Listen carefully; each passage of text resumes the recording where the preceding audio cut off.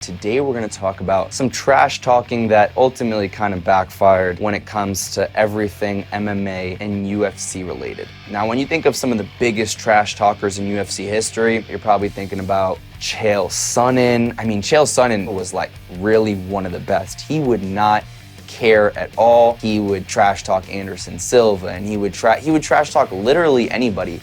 And yes, he would then, lose to guys like Anderson Silva and end up taking some L's after those verbal spars beforehand. But I think that's part of why people love Chael, right? Because you knew that A, he was going to get into a great fight, and B, win or lose, before he was going to talk his talk, after he was going to be respectful but still talk his talk, and then he was going to do it again in his next fight. The American Gangster is truly a legend of the sport, and obviously has now a great career talking more smack just in front of a camera and with no repercussions after. Another time that I think was very interesting in terms of the verbal sparring, if you will, was Daniel Cormier and Jon Jones. These guys, even to this day, do not like each other. Now, as we know, in their first fight, Daniel Cormier lost. He lost his first fight to Jon Jones. They had the rematch in 2017. He gets head kick knocked out. I mean, it was a pretty bad knockout, especially for a durable guy like DC.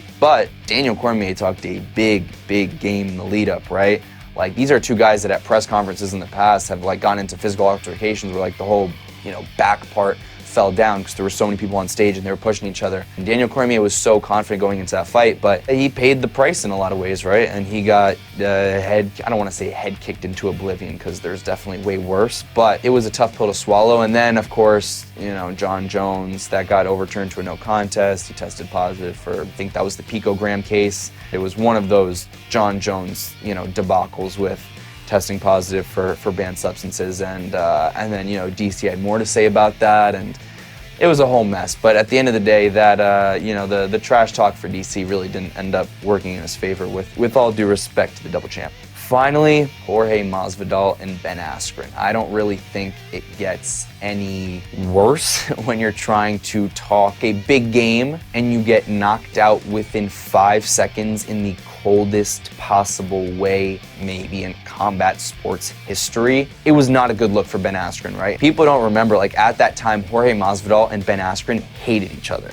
And Jorge was all about, his I'm a Cuban gangster, and he really is, he's a savage. But that knockout propelled him to superstardom. And it was kind of, there's not a lot of technical breakdown of that fight because it was the fastest knockout in history. I believe it was 5 seconds.